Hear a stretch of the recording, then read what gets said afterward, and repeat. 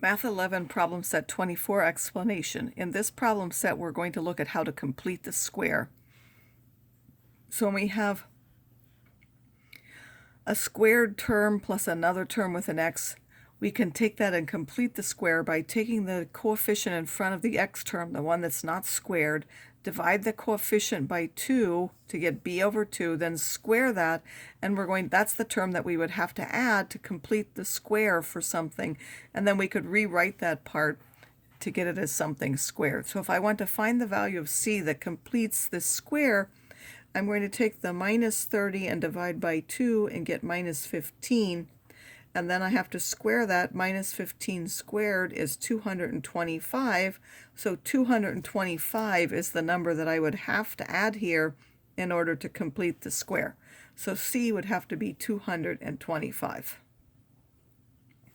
I'm going to do the same thing here now, but I'm also going to rewrite now as a perfect square. I could do that up here too. We'll come back and do that even though it didn't ask us to in a moment. I'm going to take the minus 22, divide by 2 is minus 11. Minus 11 squared is 121. So 121 is what I want to add to complete the square. And then in order to write this is now the variable m. I want something squared. Well, the number that I originally divided by 2 was that. That will be the number here. That's m minus 11. And if you look at that, what is m minus 11 squared? Well, that's m minus 11 times m minus 11. This is what gives us the m squared. And then I have a minus 11m and another minus 11m. That's that minus 22m. And then minus 11 times minus 11, that's what gives us that 121. So these two things are the same.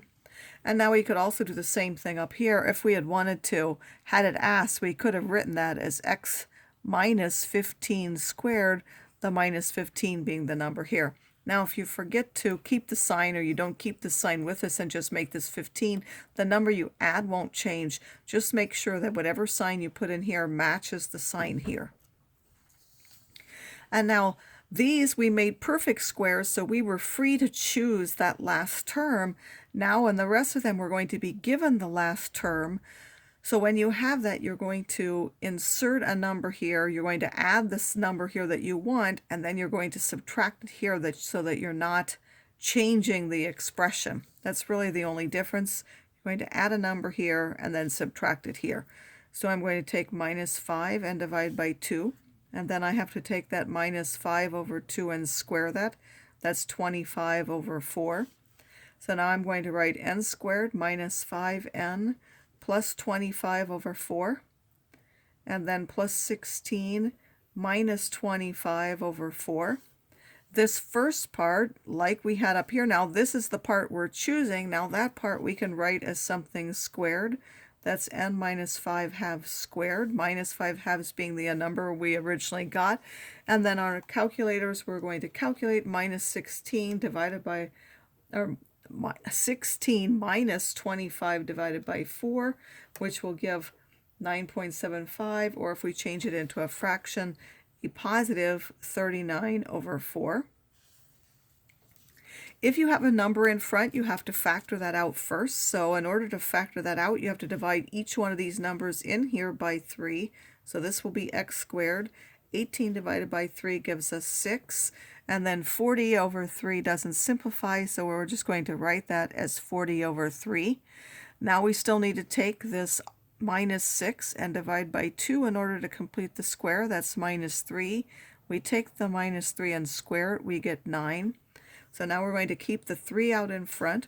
We're going to make that x squared minus 6x. We're going to add here and subtract here. So we're going to add the 9 plus 40 over 3 minus 9. This first part we can write now as something squared because we chose that number to complete this square. That's now x minus 3 squared. Again, these have all been minus. In fact, let me just change this. If this is a plus, the only thing different is that this is a plus, and then this one is a plus. And now I'm going to do 40 thirds minus 9. So 40 divided by 3 minus 9. And then you change that into a fraction.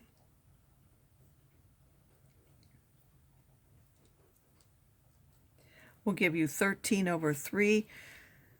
So this is a positive 13 over 3, and then I need to multiply everything yet by 3. The 3 will stay on the outside of the squared expression because you can't distribute over something squared, and then 3 times 13 over 3 will just give us 13.